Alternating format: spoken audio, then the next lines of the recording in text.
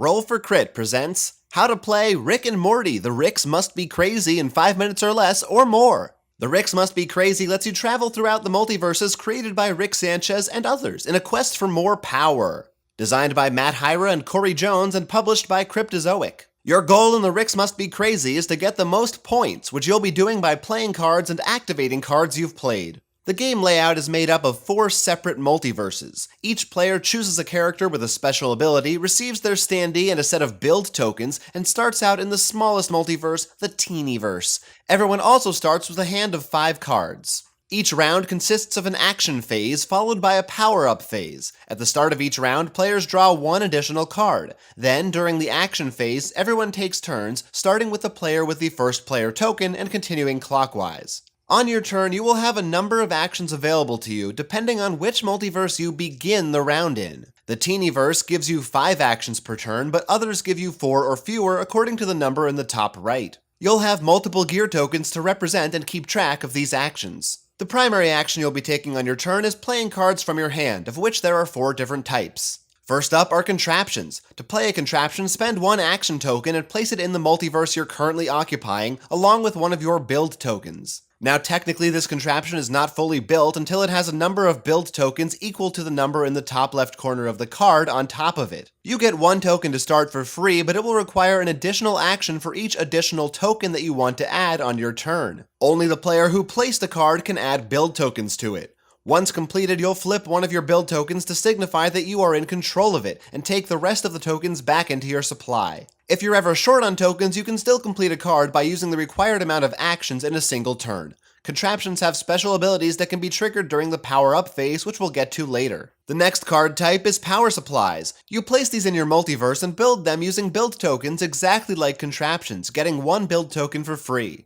Note that only contraptions require a player token to indicate who built it. Power supplies also give you the option of instead placing them in the multiverse below the multiverse you're currently in. If you choose to do this, then you must have enough additional actions left over to immediately complete this power supply card with build tokens. However, you will get a discount. Power supply cards will provide power to the verse during the power-up phase and give you a bonus once completed. Ability cards are special abilities that are played to your character. They're built in the exact same way as other cards using build tokens, but are attached to your character card and offer effects and abilities you can trigger during the power-up phase. In addition to playing cards and placing build tokens, you can also spend 1 action to move to an adjacent verse. Each verse has a special effect that applies to anyone occupying it, so you may want to be in different places at different times. An action can also be used to discard a card in exchange for drawing a new one if you don't like what you currently have in hand. And finally, for no action cost at all, you can discard a card in exchange for an extra action if you really need a little extra time to do something on your turn. Once a player either passes or runs out of actions, the next player goes and so on until everyone has had 1 turn for the round.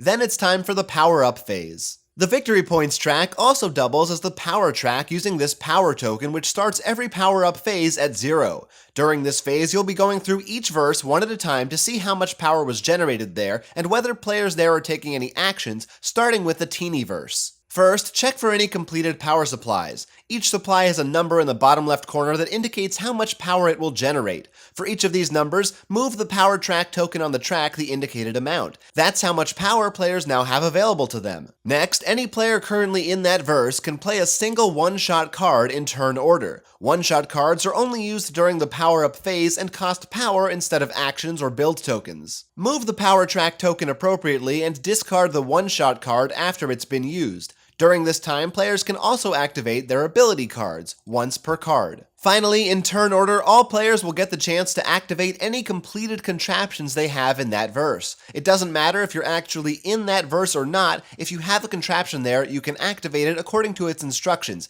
usually spending power for a reward such as victory points. Remember to subtract power from the power track as it is spent. When everyone's finished with this, you move on to the verse above it and do it all over again, adding more power to the previously available power on the power track. If power runs out in a verse before everyone is able to take their desired actions, well, that's just too bad, and you move on to the next verse anyway until you've covered them all. Then, pass the first player token to the next player in clockwise order and start a brand new round. As soon as one player hits a certain number of victory points, depending on the number of players, that round becomes the final round of the game. Finish out the round and the player with the most points at the end wins. In conclusion, play, build, power up, peace among worlds. That's Rick and Morty, the Ricks must be crazy in a nutshell. Did you get all that?